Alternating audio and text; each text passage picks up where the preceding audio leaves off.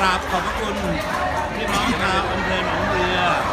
และพี่น้องชาวอำเภอบรรจายคีรีที่ได้กรุณาลงคะแนนให้จนได้รับชัยชนะในการเลือกตั้งครั้งนี้ก็ถือว่าเป็นพระคุณอย่างยิ่งที่ท่านได้ให้โอกาสผมสมศักดิ์เงินและให้โอกาสพรรคพลังประชารัฐในการที่จะเป็นตัวแทนรับใช้พี่น้องของเราในเขตเด็กซึ่งเป็นเรื่องที่ถือว่าพี่น้องได้มอบของขวัญ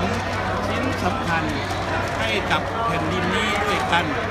และผมให้ขอถือโอกาสนี้กราบขอบคุณท่านผู้บริหารท่านหัวหน้าพรรคท่านเลขาธิการพรรคและกรรมการบริหารทุกท่านและท่านประธานยุทธศาสตร์ของพรรคนะครับท่านพลเอกประวิตรนะครับวงษ์สุวรรณแล้วก็ด้วยความเคารพและก็ขอขอบพระคุณพี่น้องสื่อมวลชนนะครับที่กรุณาเสนอข่าวให้โอกาสตลอดมาผมตระหนักดีนะครับว่าในการต่อสู้ทางการเมืองครั้งนี้เราไม่ได้เหนือกว่าที่ต่อสู้ในการเริ่มต้นในการทำงานที่เป็นทีมแต่สิ่งหนึ่งที่เรามีหัวใจที่แข็งแกร่งเรามีความผูกพันกับพี่น้องของเราอย่างลึกซึ้งกว่า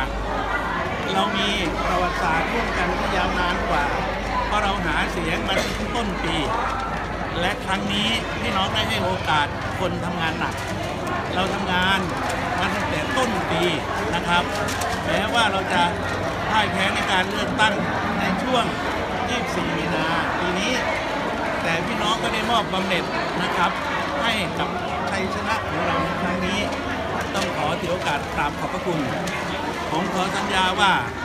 ผมจะรักพี่น้องทั้งสองอำเภอเสมอกันอำเภอหนองเรือและอำเภอบรรจายคีรีที่ท่านเลือกตัวแทนของพรรคพลังประชารัฐ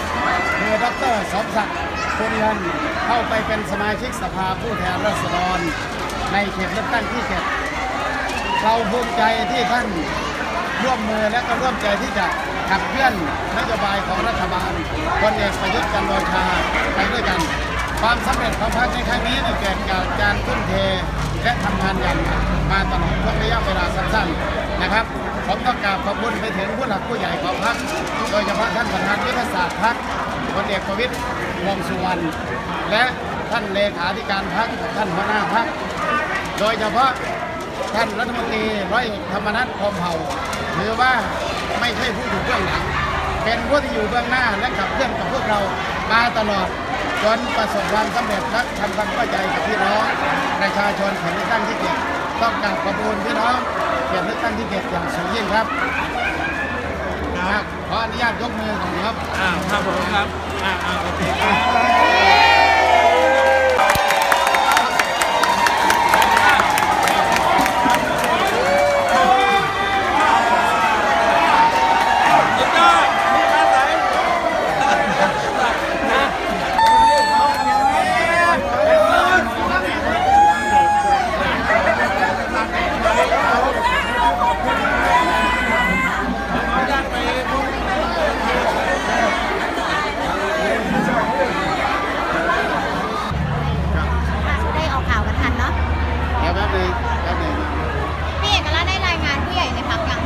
รายงานครบแล้วครับ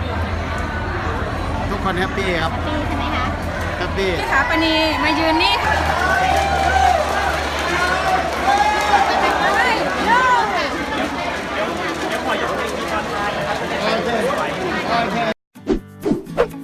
กดติดตามและกดกระดิ่งแจ้งเตือนจะได้ไม่พลาดคลิปใหม่ๆจากดิว18กันนะคะ